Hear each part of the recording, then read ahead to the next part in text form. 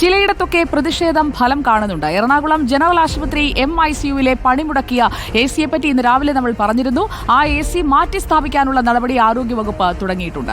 Reporter വാർത്തയ്ക്ക് പിന്നാലെയാണ് ഇടപെടൽ. കൊടും ചൂടും ഈ നിലച്ച എയർ കണ്ടീഷനിംഗ് സംവിധാനവും മൂലം 2 ആഴ്ചയായി രോഗികൾ വലയുകയായിരുന്നു. Sajo Devasya, good evening.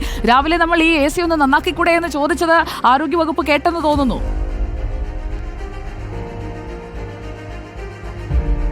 ഉറപ്പായും അങ്ങനെ തന്നെയാണ്. അത് നമ്മൾ ചൂണ്ടിക്കാണിക്കുകയാണ് ചെയ്തത്. അങ്ങനെയുള്ള മാറ്റം വളരെ വേഗത്തിൽ ഉണ്ടാകണം എന്നത് ശ്രദ്ധയിൽപ്പെടുത്തുകയാണ് ചെയ്തത്. അതിന് പിന്നാലെ തന്നെ ഫലവും ഉണ്ടായി.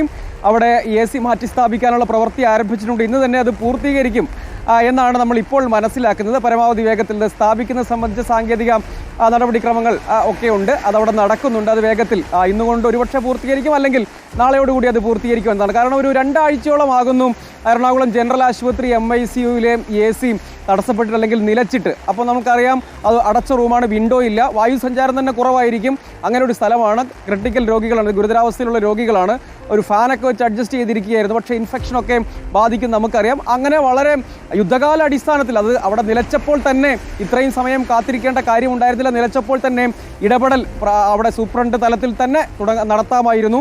കാരണം അവിടെ മറ്റു പല കാര്യങ്ങളിലും ആ ആശുപത്രി മെച്ചപ്പെട്ട സേവനവും ഒക്കെ നൽകുന്നുണ്ട്. സൗകര്യങ്ങളും അടിസ്ഥാന സൗകര്യ വികസനവും ഒക്കെ നടക്കുന്നുണ്ട്. പക്ഷേ അപ്പോഴും മെഡിക്കൽ ICU പോലൊരു സ്ഥലത്ത് AC തടസ്സപ്പെട്ടാൽ അവിടെ രോഗികളുടെ ആരോഗ്യസ്ഥിതി നമുക്കറിയാം. അവിടുത്തെ താപനില ക്രമീകരിക്കേണ്ടത് അത്യാവശ്യവുമാണ്. അത് നമ്മൾ ശ്രദ്ധയിൽപ്പെടുത്തുകയാണ് ചെയ്തത്. അതിന് ഫലമുണ്ടായിരിക്കുന്നു, അതിലും സന്തോഷം. പക്ഷെ നമ്മളത് അത്തരം കാര്യങ്ങൾ ചൂണ്ടിക്കാണിക്കുന്നത് ആ നിലയിൽ തന്നെ അത് നടക്കണം. ഉറപ്പായും അത് ജനങ്ങൾക്ക് വേണ്ടിയാണല്ലോ നമ്മൾ ചൂണ്ടിക്കാട്ടുന്നത്. അപ്പോൾ ഇക്കാര്യത്തിൽ നമുക്ക് ആരോഗ്യവകുപ്പിന് കൈയടിക്കണ എന്ന് നമുക്ക് പ്രേക്ഷകരോട് പറയാം. കാരണം ഒരു പ്രശ്നം ചൂണ്ടിക്കാട്ടി അതിൽ ഇടപെട്ടു. സജോ ദേവസ്യ, ഒരു കാര്യം കൂടി പോകാൻ വരട്ടെ. സജോ നിൽക്കുന്നിടത്തൊക്കെ നല്ല മഴയുണ്ടല്ലോ. കൊച്ചിയിൽ മഴയായോ?